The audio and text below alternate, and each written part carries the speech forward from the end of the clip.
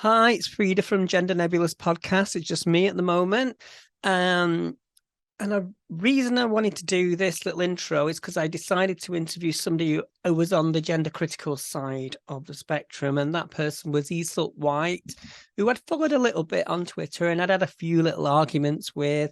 But she seemed to be in it, have some interesting opinions, and she wasn't just nasty or anything like that. She genuinely had some points to make. But no, I disagree with those points. I think some of them are coming from a negative place, which is fine. I don't have to agree with her, and she doesn't have to agree with me. I'm sure she feels the same way about me when I'm, mouthing off on Twitter, which I do. But what it demonstrates is that on Twitter we are, polarized. But when we talk to people on a one-to-one basis, we can kind of maybe find something interesting to talk about, because these opinions don't come from nowhere. The gender critical argument isn't coming. It isn't just imagined.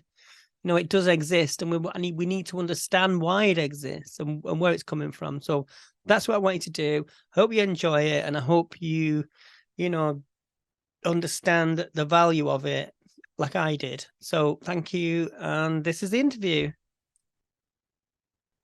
Hi, it's Frida here for Gender Nebulous Podcast. And today I'm talking to Iseult.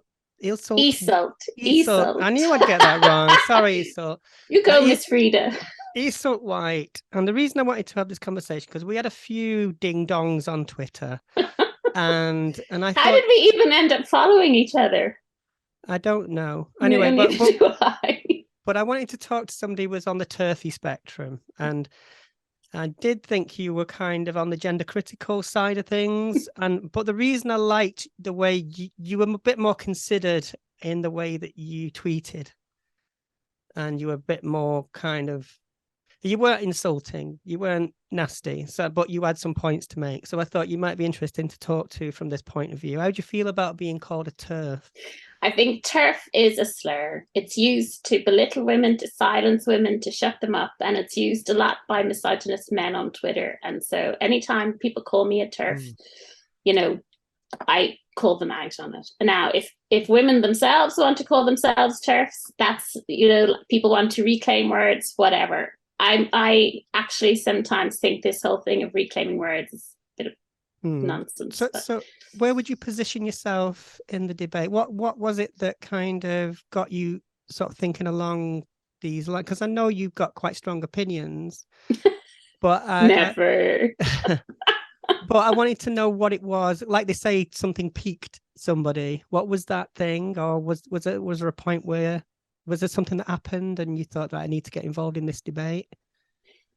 The thing that got me involved in the debate, and again, I probably wouldn't say peaked, trans people have been part of my life forever. So it has actually been quite hard for me to step in and speak up because, as soon as you do, it's split into two sides of a very vicious culture war.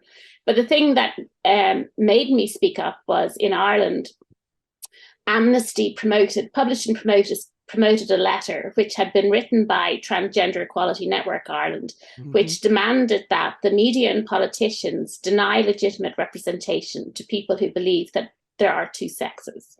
And that letter was a lot more than that. It was very authoritarian in its language. It wanted to silence people. It was saying people didn't have a political right to speak up.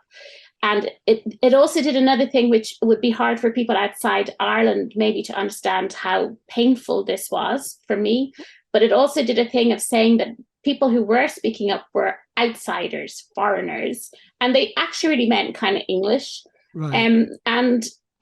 My grandfather founded Amnesty, and my great-grandfather was executed in 1916 by the British Army for his part in the 1916 Rising. And his wife, well, ex-wife at the time, who's my great-grandmother, was actually born British, the daughter of a British Army colonel, but she fought for both people in poverty in Ireland, political prisoners in Ireland, and for the Irish state all of her life. And so there was just something so divisive in that letter. So which part of Ireland Was this? I'm in the south, the Republic of Ireland. Right. Okay. So you've got to forgive my ignorance about the politics of. I only know like what you would know from an English perspective. So No problem. that was really fascinating. It's something I didn't know about you. And so, do you think that this idea that the way that you were sort of, it feels like you were sort of told a way to think from a governing body somewhere else? It was like this set of NGOs had decided there's a legitimate way to think about things. And that is that gender is what's important. And I totally buy that gender is important. And I think everybody should be able to express their gender the way they want to. Yeah. But, I don't think we can say that sex is not important. Sex equally is important. And what happens then, Ireland brought self-ID back in the end of 2015, early 2016, and I supported it at the time because I felt it was right. But has there been any negative consequences of that self-ID? Well, there is the issue of violent trans women in prison, and I know not all women, not all trans women are violent. Clearly, not at all. But there is one very particularly violent trans woman in women's prison in Limerick. And that just needs to be discussed. And we need to work out how to house different prisoners. All of these things just need to be discussed. It's not a blanket, all trans women should be in male estate. Now, I can appreciate that as an instance, as a safeguarding issue within a particular, because that's an individual case.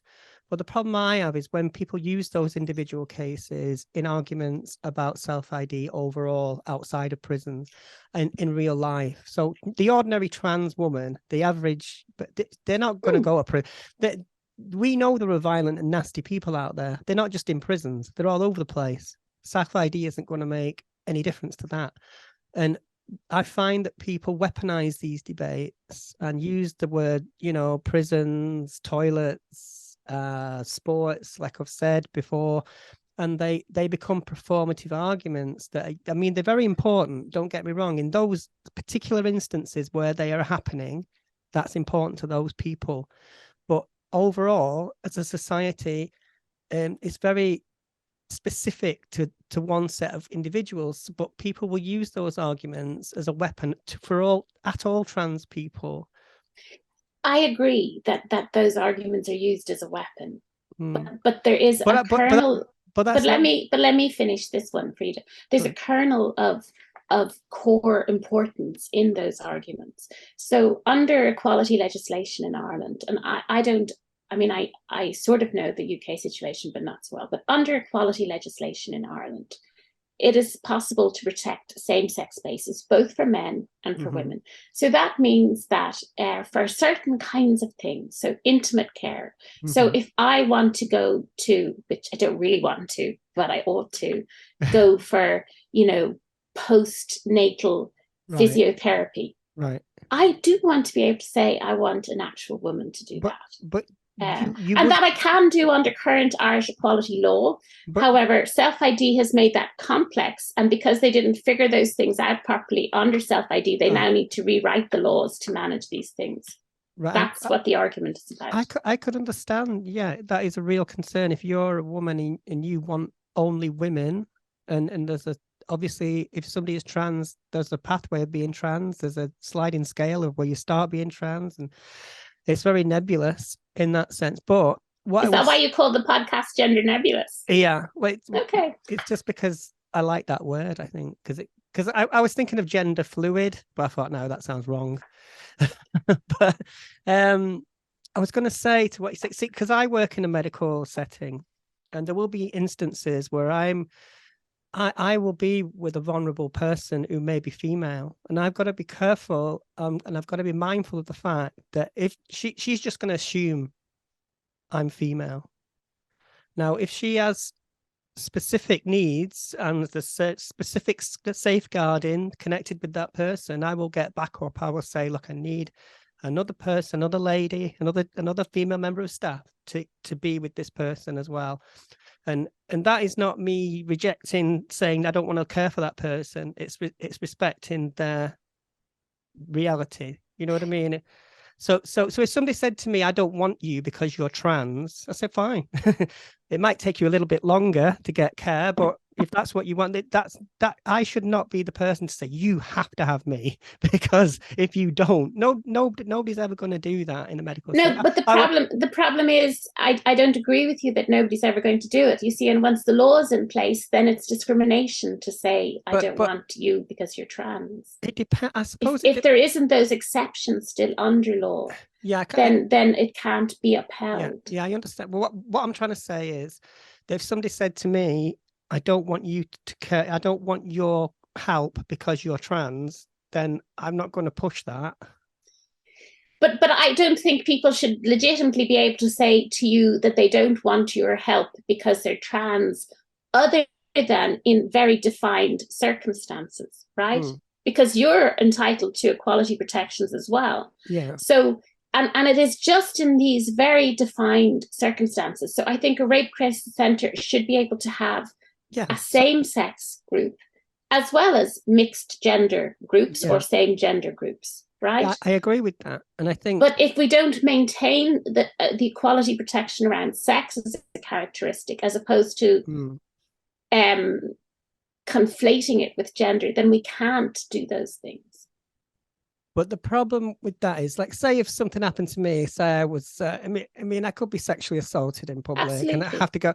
And so where would I go? You know, I mean... But I mean, the women I know who work in rape crisis who are concerned about not being able to offer same-sex groups want to support you as well. Like, that's not an issue, right? But I understand. So the point you're making is, like, say if women need specifically female only spaces sometimes, right? But in that argument has to come the question that if I'm fully, you know, I'm legally female, I present as female, I'm subject to the same systemic misogyny, I could be subject to the same sex crime, then if I need help, where do I go? But I'm not saying have exclusive female-only spaces. I'm saying that we need to reserve some spaces. But we also know that there is so much underfunding. There's just not enough space. I mean, these things are welcome to womanhood. Yeah, well, this is, you know, we know where the problems lie, and it's not, the problems don't lie in trans women. The problems lie in systemic misogyny and the lack of funding and the lack of the government understanding what women's needs are. Oh no, they understand perfectly well. They understand perfectly well. So, you know, that's, for instance, why maybe it's okay to fund HRT for trans people, but if you fund HRT, what you call HRT for trans women, I probably wouldn't. But if you fund HRT for menopausal women, that means you're going to have to pay for it for every woman, right? That's a much bigger population. So, you know, there are lots of things that impact women that aren't just to do with structural misogyny against feminine stereotypes. You know, women lose their jobs, have pay cut, even despite the fact that employment law shouldn't allow this after they have babies. But are these the fault of trans women? No, of course not. And I don't think any woman is saying they're the fault of trans women. But what we're saying is there's specific things about being a woman, about being a woman that can't be erased. I hear that you don't want to erase those things fully, right? No. Or even at all. I would like to think that high tide lifts all boats. So when women fight for things, they're also fighting for, you know, all women. It's like, even though we can establish that I wasn't born female and I didn't opt into being trans, there are certain rights that all women should have based on gender, not sex. I'm happy to agree with that. And then I'm saying there are a specific set of rights that women should have based on sex. But don't you want to also see that certain people in the media, I'm not going to get you to comment on individuals, but I will say someone like Helen Joyce and Maya Forstater, they are weaponizing these debates, and they're not actually doing anything for women. They're not actually doing anything for women on the ground or in rape crisis centers or in healthcare or anything. What their whole their whole mission seems to be to exclude trans women. Now, if that's what they want to do, great. You crack on and you try and, if you want to say trans women are men, you say that, but don't try and drag a load of people along with you on a moralistic argument. That's my point. I'm just going to say that you would be surprised, but Helen is very pragmatic, and she is the very person who said that, women on the gender critical side are going to need to wake up and be prepared to make compromises, because we do have to work these things out. You and I think that we all need to make compromises, because you've accepted that there are instances where women should have, for dignity reasons or for other reasons, have things that are related to their sex. Well, of course, sex. If you say sex matters, what you're saying is I have to understand that my body is different to your body because of genetics. I had a letter from my doctor last week asking me to go for a smear test, and I'm like, I had to ring him up and say, look, don't waste people's time. I'm not coming for a smear test. But this is the kind of thing, that's the difference, So, but isn't that why it's a little bit daft that we can't recognize sex and gender? No, we can recognize sex and gender, and I've. But the whole, and I'm not going to use the word ideology, because I don't really like that ideology word very much either, and I also don't like ideologies on principle. No. But it is certainly the case that LGBTQ politics has advocated for the erasure of sex in these things, right? Stonewall has, and the same here in Ireland with our LGBTQ. Yeah, I can understand it, because I hear. Is that your dog barking? I think your dog's gender critical. What I was going to say, you hear these stories about women referred to as pregnant people. Uterus habit. I don't know. It's insulting. But I don't really think that. I mean, that's a very sort of tabloid kind of. No, but it really hurts, Freda. You see, I think you really. I understand how hurt you are by the rhetoric and the shouting and the viciousness, but I think sometimes that trans people don't understand how very hurt women feel too. Yeah. Well, no, I'm not saying I'm empathetic. That's what I was saying. I would be if I felt like I was being referred to in a pejorative way, then obviously if you don't want to be called a pregnant person.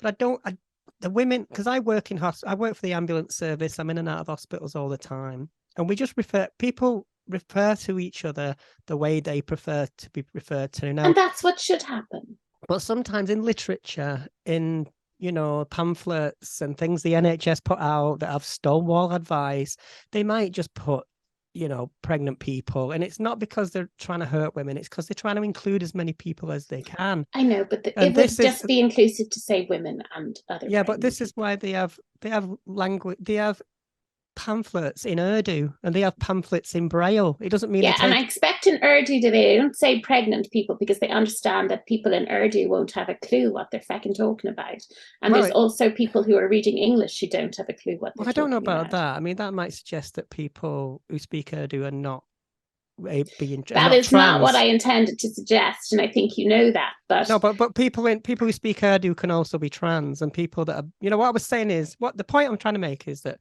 when people put out pamphlets and literature, they do it in as inclusive way as possible. And but that is actually not the best public health approach. The best public health approach is to do leaflets and education specifically for targeted groups that need to hear the information in certain ways. And so if you want to hear what's performative, is pregnant people is performative. That is generally performative. But I can understand why they would say that, because obviously trans men could be pregnant, and trans men can be pregnant, but let's really be honest here. How many trans men get pregnant? Seriously. So really, you are. And the trans men that are getting pregnant have to do this in a very, very conscious way, which is coming off testosterone, returning to having a menstrual cycle, and trying to get pregnant. I don't know too much about that. Well, I do, because I know a lot more about trans men than I do about trans women. Okay, well, adhere to that. But what I'm saying is that I do agree with you that these things are performative, maybe, and they do lean too heavily into what people might call political correctness. And political correctness isn't a negative thing, but it can seem patronizing to certain people. I think sometimes it can seem performative, but absolutely that absolutely public health should be targeting different communities. But I think with health messages. Another thing is we've got layers and layers of managers and sub-managers, and they sign things off, and they probably just not really thinking about the people they're actually serving. And that's not a problem of trans people. That's not a problem of women. It's just a problem of the whole kind of culture that we live in. Yeah, but at the heart of it is this core thing around the erasure of sex from a policy and legal perspective, right?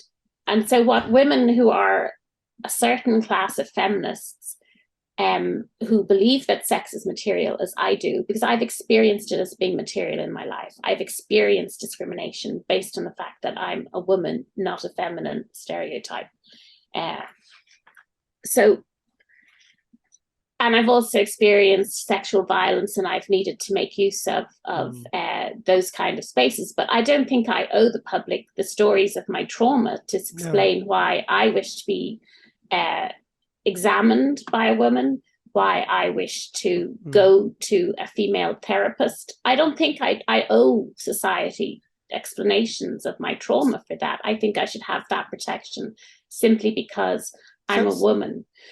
However, I think trans people should have absolutely all of the protections in society for employment, for everything. And then there is just this tiny, tiny collision of rights, tiny collision that should be sorted out. But people in authority as such aren't willing to take responsibility for that because they don't want to deal with anger from both sides. And so they're just kind of coasting through, hoping that, enough people will shut up and that these things won't really be a problem. Well, you should never shut up, and I agree with you there. But the problem, like I've said before, especially on Twitter, it's very hard to have a reasonable conversation about it's impossible this on Twitter. because obviously there's a very adversarial trans side, and then there's an adversarial what you could call turf side, or whatever you want to call it, and a lot of those people, they're not. I just call it women's rights side. But it's not all women's rights. I will agree with you on that. I'm sure there are people like you that are genuinely, I don't doubt that you have these genuine concerns, but there are also people on the right who are co-opting these issues because they just want trans people not to exist. Yes, there are. Well, I don't know that I'm not sure that they want trans people not to exist as such. But they want all people who are not conforming to certain specific requirements, which will include trans people. It'll include same-sex attracted people. It'll include same-gender attracted people. It will include lone mothers. It will include people who are, maybe mentally ill. It'll include all sorts of things. So, I mean, but my people on the far right are not our friends at all. Oh, no. But my proposition to you is that trans women are not the enemy. They're not the problem in this. I don't think trans women are the enemy. But that's why I'm happy to talk to you. I don't think of you as an enemy at all. No, well, on a personal level, but when No, I don't even mean on a general level. I don't think trans women are the enemy. But I think that this move to, like I say, erase sex. So if we can have sex and gender as protected characteristics and we resolve where there are these collisions, then we would all be okay, I think. Well, I think when I first started to sort of interact with you a little bit, I noticed you were sharing things that were quite on the very sort of turfy side of things, and I wasn't sure. Turf is a slur. But I wasn't sure if you were doing that to provoke or you wanted to start a debate around that. But you do lean into that, and that's why I wanted to talk to you, because when you lean into that, you lean into trans exclusion, and I can't get away from that. I can't not bring that up with you, because that would mean I'm ignoring the reason I wanted to talk to you in the first place. So when you do share things that are definitely, you know, they seek to demonize trans people, then why do you do that? Do you do that because? Well, I mean, I'm not going to be hauled over the coals for my Twitter, and I'm not going to haul you over the coals for your Twitter or some of the things you say and do. Oh, don't do that.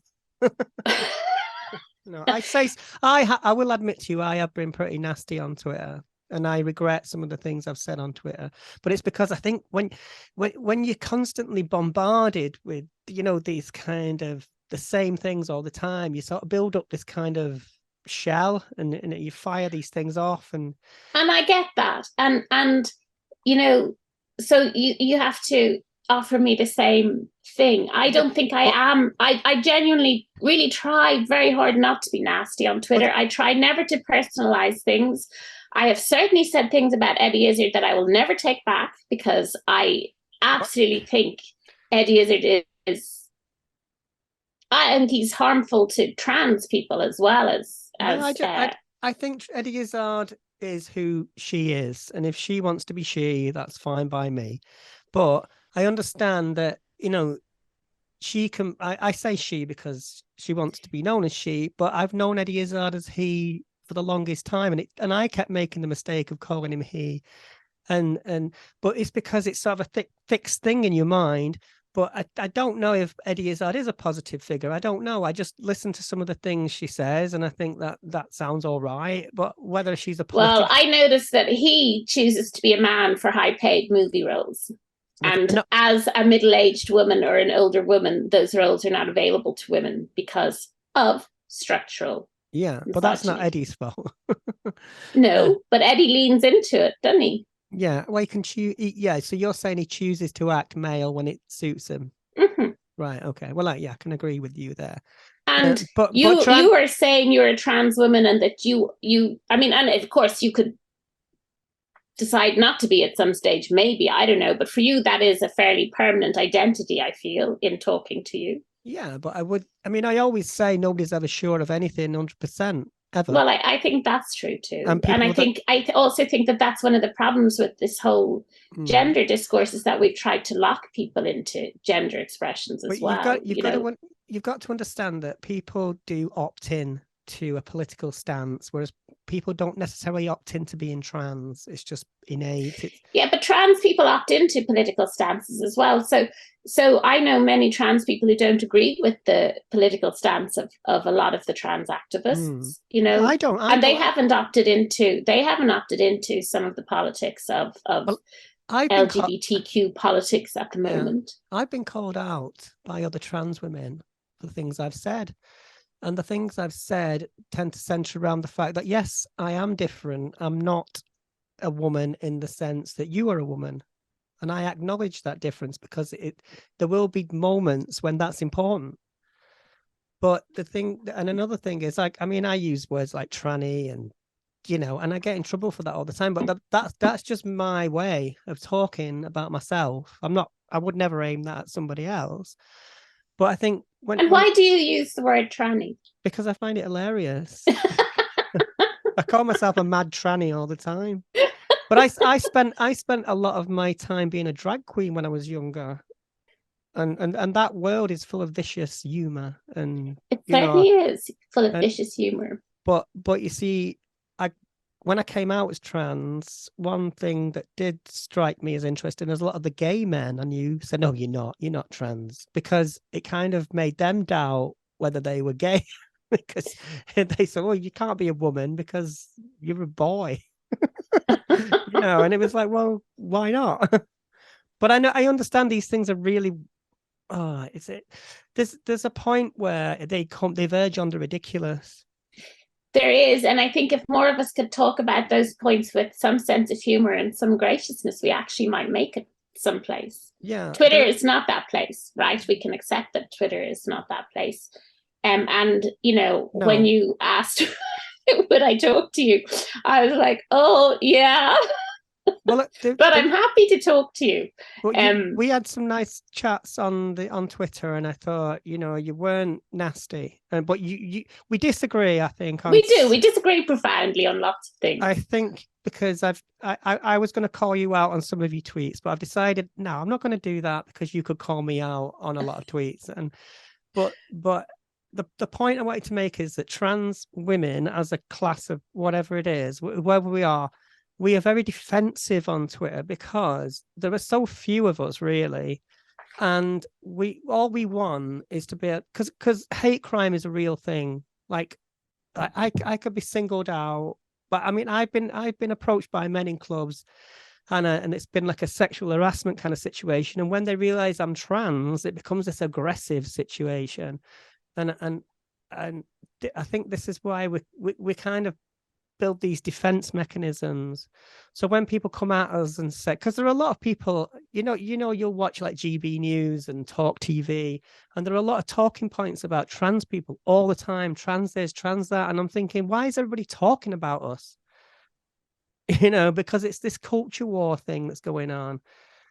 And I mean, I've experienced hate crime too, and I'm never going to diminish the impact on us of that. And obviously I'm walking down the street by myself don't experience hate crime, but I've experienced hate crime walking down the street with my lover.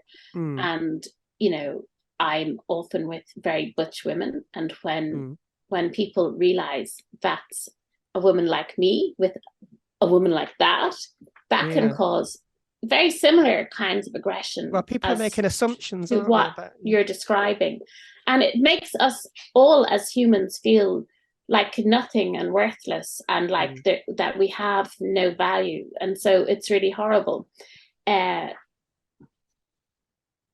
I absolutely understand how very hard it must be being trans on Twitter.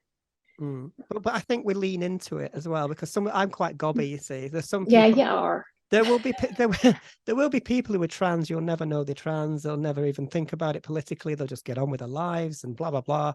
But for people like me, we sort of lean into the politics of it, and it's not because we just want to argue with people. It's because we feel there's something worth fighting for, and it's kind of this kind of, I think it's a human need to sort of be present in the world as your authentic self, whatever that is. So when you I really get that, and I think the thing that you have to get as well is that is the same for a lot of women. Oh yeah, I'm not saying it's not. I'm saying so it's like two sides of the same coin. So I think we all have to look at structurally what's going on and who benefits from this culture war, right? Yeah, I think also, and I don't think it's trans women that benefit from the culture war, or trans men, but I don't think it's women either. I think another thing is that I've been thinking about recently is a lot of trans women or trans people women transition all the time through their lives anyway. Do you know what I mean? From puberty to maybe if you go through, if you have children, then you've got menopause. We do go through lots of transitions. And these are real transitions, and they're hormonal transitions. They change the way you feel about yourself. And I think that is something, because when people talk about transition, it's sort of a very literal thing when you're talking about trans people, because we electing to change our bodies. We don't have to. I mean, there are trans women that will never have any surgeries and never take hormones. They're just happy, identifying as female. So you do opt into that. You do opt in. The doctor will say, do you want to take hormones? And you'll have a decision, and you go on then. And then they'll say, well, these are the side effects. This is the pros and cons, and you make a decision. And but like, I think one of the conflicts is women don't opt into that. They have these hormonal fluctuations. I mean, I know men have some hormonal fluctuations. Yeah, but not the same. But women they transition all the time, and I think that's something that some trans people don't appreciate. I don't know if that's something that makes any sense, but it does, and I think that is part of what that we at times feel is being erased by breaking us out into these different aspects of our reproductive systems. Yeah, When people say pregnant person, the point for me is that whether I have a child or not, and I do have children, but whether I had children or not, I have been in relationship to the fact that my body, from the time I start menstruating at the age of 14 or 15, that I can become pregnant until I finally stop menstruating. Yeah. And that is a thing that is very large in our psyches, because we have to protect ourselves against becoming pregnant when it won't work for us. So we have to deal with what happens if we don't want to carry a pregnancy to term. And we have to deal with our children that we raise, that came out of our bodies. That this is a really fundamental experience, and then people come up with these stupid things, and I know that's Twitter, but stupid things on Twitter. Are you saying a woman who hasn't had a baby isn't a woman? And it's like, duh, I know no. Yeah, I can understand that frustration, and also, like, this is why what I think is meant by sex matters, because your gender, you can opt into, I suppose, whereas your sex is, you don't have much choice about that, and none, and your experience is defined by it, and so when somebody's going to come along and take that away and say, look, no, it's just gender, you don't, that is a real problem. I can see that, but I still maintain that when people direct this stuff at trans women, it's not trans women that's the problem, it's systemic misogyny.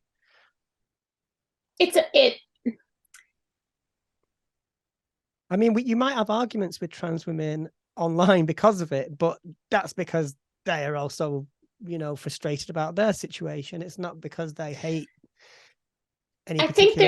I think there is a systemic misogyny that dislikes feminine presentations as such. So I think there is that, but there is also this thing that, I think that comes out of a misogyny towards women based on their sex. But I think and you can correct me from your experience of the gay male community, but I think in the gay male community, women who present, or men who present as sort of femi, whatever, I don't know what words you would use, are not revered as men who present as masculine. And I can tell you in the women's community that butch women are much more revered than femme women, right? So there is this prizing of, I suppose, some idea of masculinity in the world, and like a debasing of some idea of femininity, and that this creates lots of problems for all of us, men, women, trans men, etc. I mean, I must say, some of the worst misogyny I've ever heard has come out of the mouths of gay men. And I don't know why. I agree, and I think there's a lot of straight allies out there that don't understand that.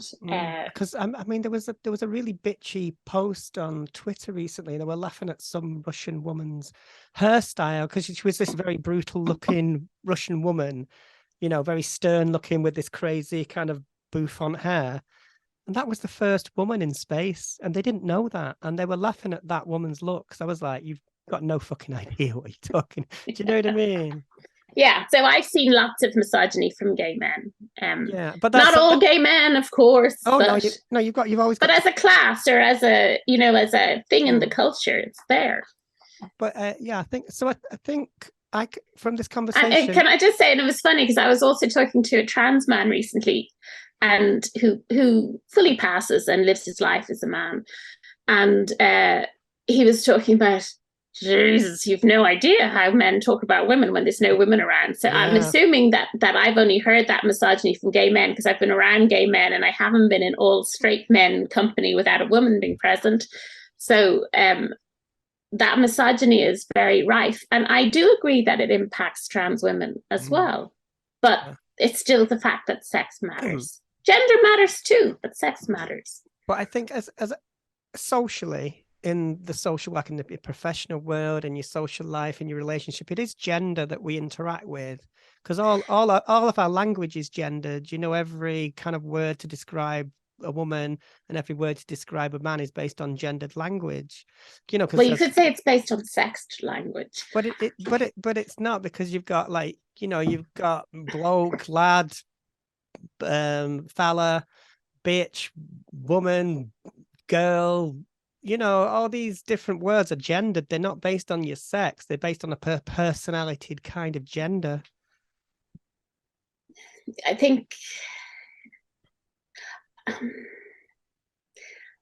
you don't. Well, what I'm saying is, when you meet somebody, you don't interact with their sex. You interact with how they present to you, and we're sensory beings. So we look at somebody and we scan them up and down, and we go, yeah, she.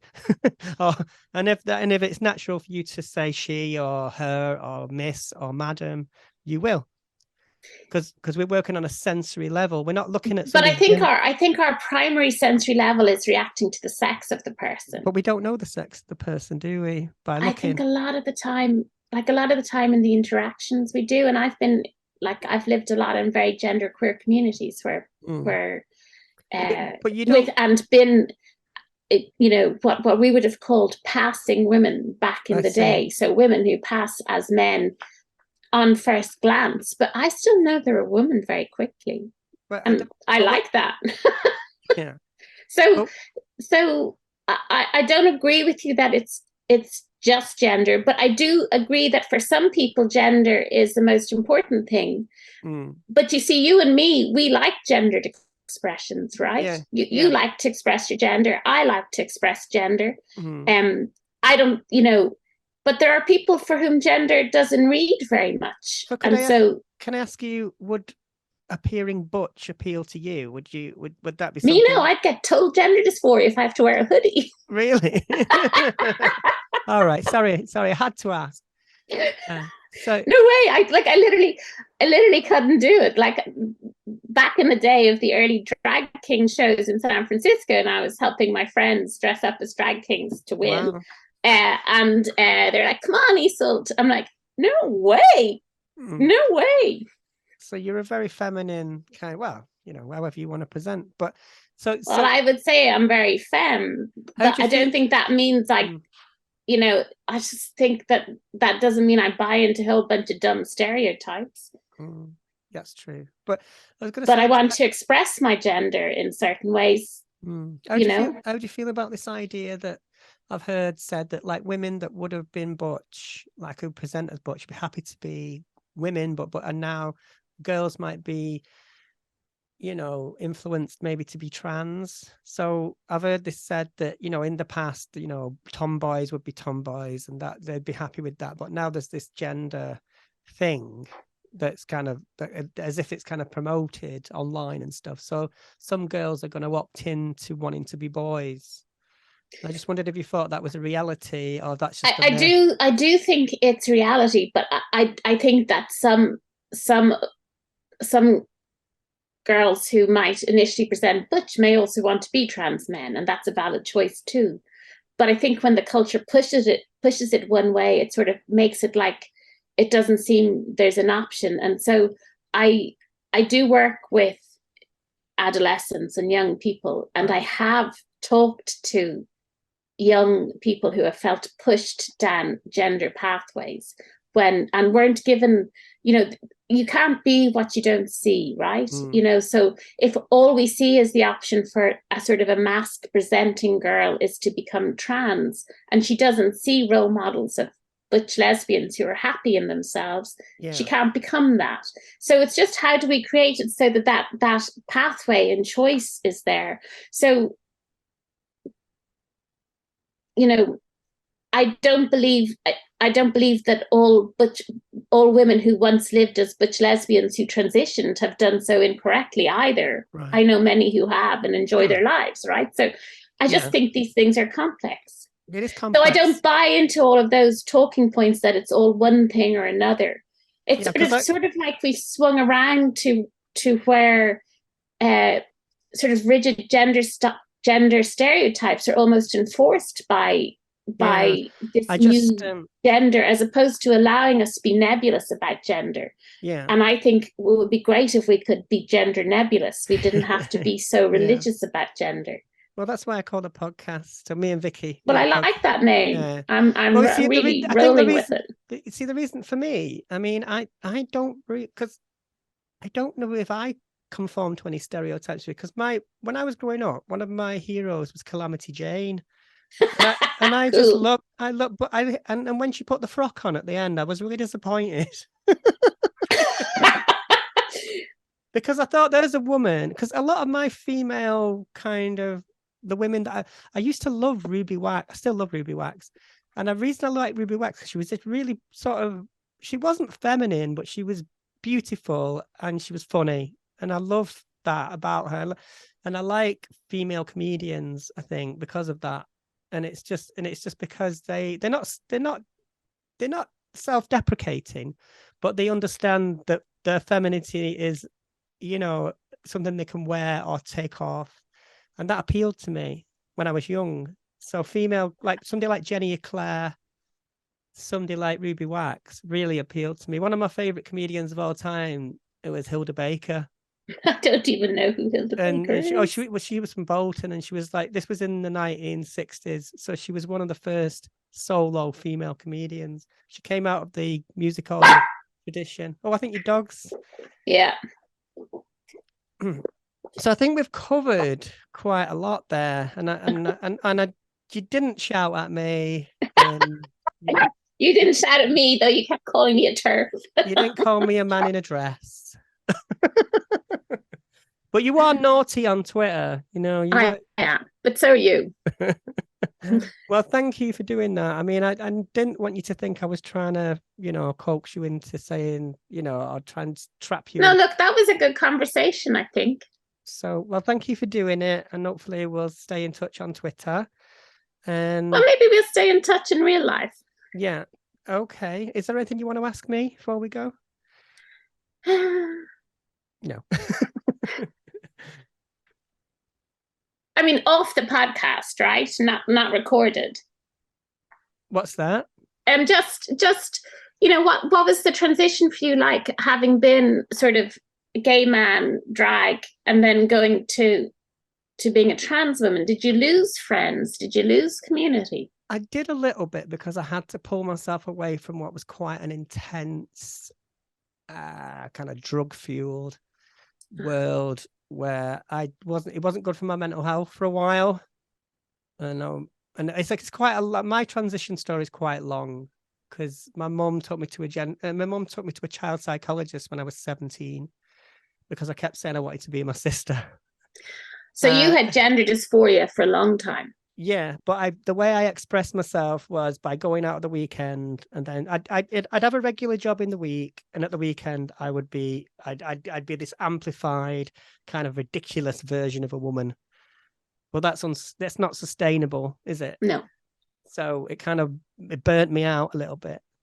So yeah, but so you had sort of longer term gender dysphoria, and so for you transitioning has really worked. But I've also had relationships with women. Like, I'd say I'm bisexual, because I had a long relationship with a girl, but she wanted things out of life I don't think I was going to be able to give her, and I realized that, and she realized that, because we just became mates.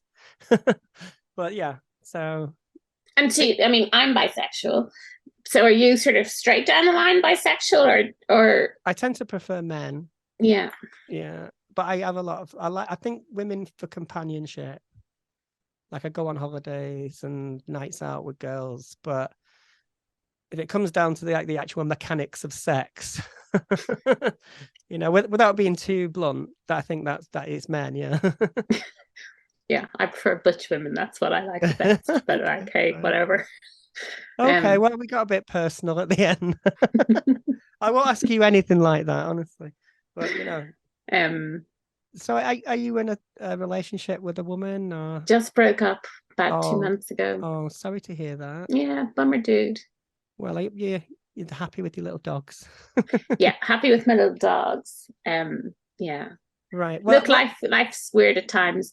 Look, you know what? It was fun to talk to you, and we both that was good. Look, we'll right. We'll probably both get attacked.